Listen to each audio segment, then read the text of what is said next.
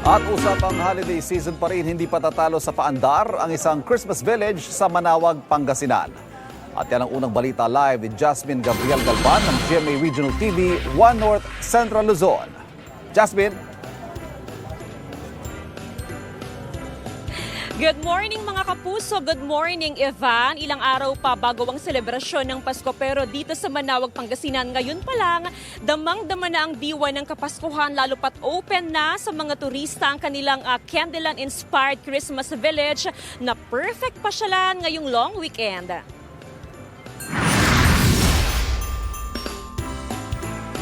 Hindi na kailangan pang lumipad sa ibang bansa para maranasan ang mala Disneyland Christmas feels. Sa bayan kasi ng Manawag sa Pangasinan, atraksyon ng kanilang Christmas village na Candyland-inspired. Mula sa 30-feet Christmas tree na puno ng giant sweet decoration gaya ng candies, donuts at cupcakes. Nakapalibot din sa plaza ang makukulay na giant lollipops at gingerbread. Maging ang kanilang Belen, Candyland-inspired din. Sa loob naman ng plaza, pwedeng ma-enjoy ang iba't ibang free rides. Ayon sa lokal na pamahalaan, iniaalay nila sa mga kabataan ang tema ng kanilang Christmas Village ngayong taon.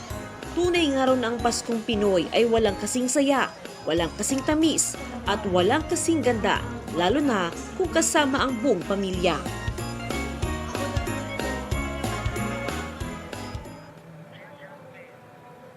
Ivan, sa mga oras na ito, maliwanag na kaya naka-switch off na yung mga Christmas lights sa Candyland. Pero kitang-kita pa rin, litaw na litaw pa rin yung ganda ng Candyland. Ipasilip ko lamang sa ating mga kapuso yung sitwasyon ngayon dito sa Candyland-inspired, the Christmas Village ng Manawag. Sabi ko nga maaga na pero ito, kitang-kita pa rin yung ganda ng lugar.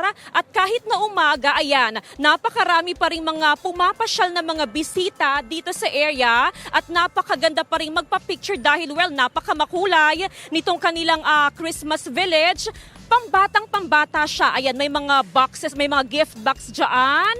Ayan, may mga gingerbread. At saka napakaganda nung kanilang Christmas lights. Actually, yung kanilang Christmas tree, actually kahit saang angulo dito, picture perfect. Napakasaya lang na magpa-picture. At nakakatuwa, Ivan, dahil kanina pa tayo ditong 5 a.m.